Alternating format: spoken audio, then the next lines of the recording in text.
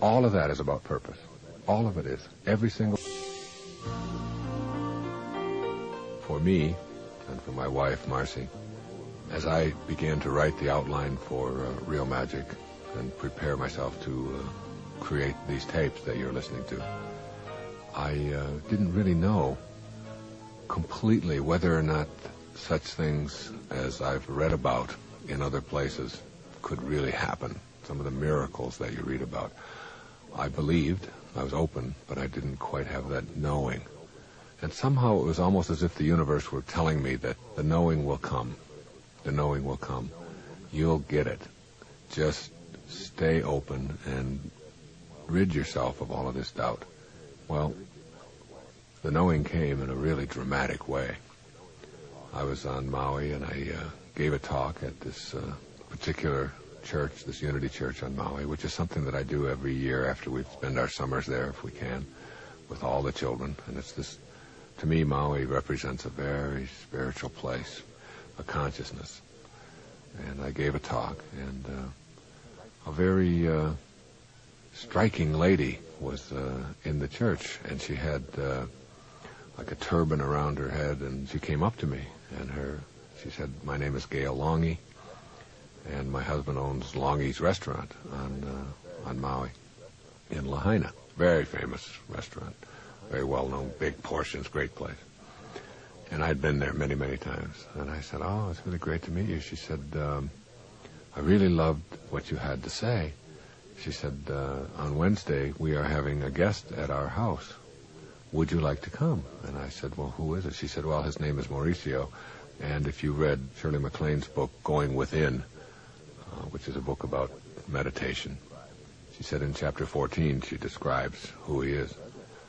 And I said, "I've read that book, and I remember now." And I just had and I went back, and I happened to have it there with me, and I read the whole chapter. And in there, she describes this particular man. It was very intriguing when I read that chapter, but I must admit that when I read it, I wondered if maybe Shirley hadn't slipped over the edge a little bit or gone way out on a limb as she wrote about it. And she tells this whole story of Mauricio and these lights. And I had that skepticism, that doubt that I've been talking to you about ridding yourself of. And it was very much present as I was reading that. And yet, I have come to a point where I really know within me that nothing is impossible. In that unified field, all things are possible. And so I was in the process of putting together my thoughts for this Real Magic.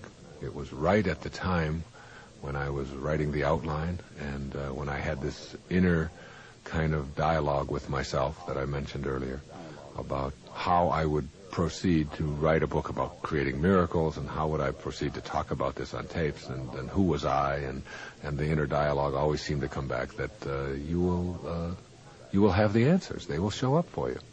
So 9 o'clock Wednesday came, and we drove over to Gail and Bob Longy's house, and Bob was outside with his son and a couple of other people, and he said Mauricio was already there.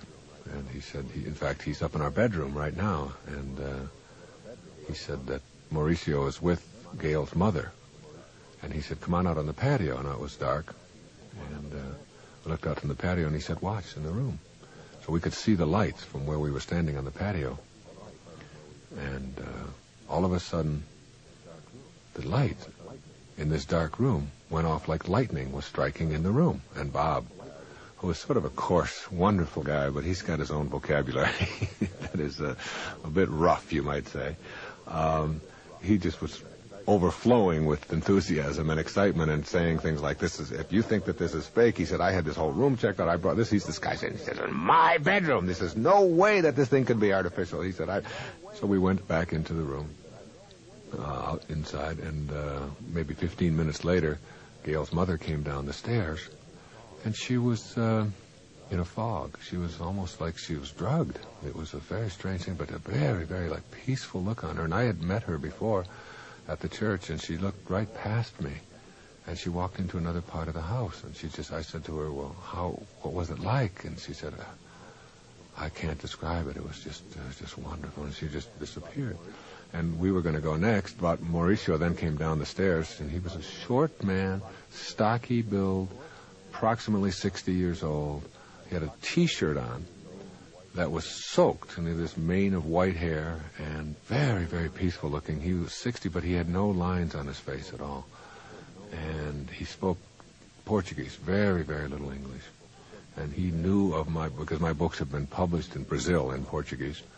And he knew of me, but we hadn't met. And he came over and he warmly shook my hand, but he was soaking wet. I mean, dripping, soaking wet. He had to take his shirt off and they could literally wring it out and put another T-shirt on. And I said, thank you very much. And he said, no thank me, God's work, something to that effect. And he said, just go upstairs. And he said, I'll take about 15 minutes. And he went into the kitchen, and he came back with a gallon thing of water, and he drank the entire thing of water. This was like a gallon of water. He drank the whole thing, just consumed. And after about 15 minutes, he said, come with me. And we walked upstairs into the bedroom. My wife and I decided to do this together so that we could really corroborate each other's experience. And as we proceeded up the stairs, and we were both full of anticipation and excitement. My heart was beating fast. And it was such a beautiful room. It had a moon roof, and you could see the stars, and you could see the moon. It was a clear, beautiful night. It was in August, I believe. And as we laid down across the bed holding hands, Mauricio walked into the room, and he put on some very, very soft, beautiful music.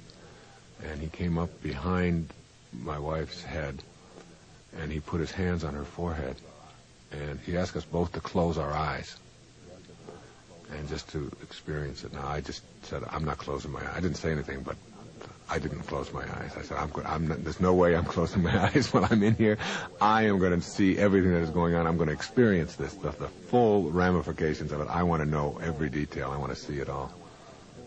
My wife closed her eyes. She did what she was told. And he put his hands on her forehead, and he said, Energia, energia, energia, like that. And as he said that, he snapped his fingers, just took his hands on it, snapped his fingers, and the room lit up. The room just lit up, and it came like right out of his body. And there was these bright lights in the room. And then they went off. It was like a flash of lightning. Then he came over to me, and he put his hand on my forehead, and his hand was hot. I mean, hot, almost like burning. It was very, very peaceful, and he put one hand on my forehead, and he again did the same thing. Energia, energia, energia. And as he said the third energia, like that, the light came out, and I felt it come right out of my forehead and right out of his hands, and the light was the room was a bright, bright light. There were no tricks here. There were no batteries. There were no gadgets, anything like that. And if you don't believe that, or if you believe in the skepticism, then that will be your experience of it. To me, I know. I was there, and Bob Longy I know real well, and he was filled with assurances that he had escorted him in there and nothing was there in his own bedroom. So this went on for 15 minutes, which is an eternity.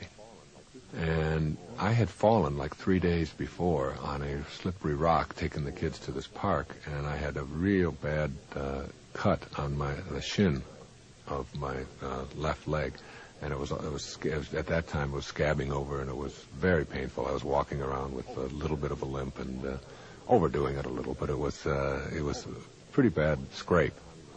And he put one hand on my knee and the other hand on my ankle, my instep, and he just said the same thing with the energia, and this light just came right out of him and right out into the whole room. And it was like I felt an energy going through my entire body. Well, this went on for 10, 15 minutes, and it became very, very, very gently, harmoniously, perfectly, exquisitely peaceful in there, just like we were in the presence of some divine being. It was just so magnificent. Nothing, I could never describe exactly what it was like because it's beyond words. There are no words to describe what the atmosphere in that room was like. It became very light and like the incredible lightness of being, just soft and gentle and peaceful and easy and right.